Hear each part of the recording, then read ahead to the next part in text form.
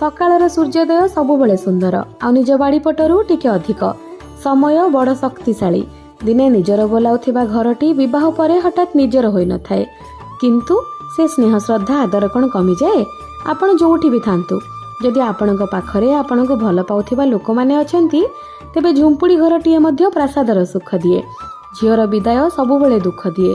मु जेबे मध्य घरको फेरे, मोर प्राथमिक प्राधान्य बापा एवं मम्मी एवं तांक द्वारा दिया जाइथिबा प्रारंभिक कार्य करिबा, जहा मध्यरे स्वास्थ्य अन्यतम।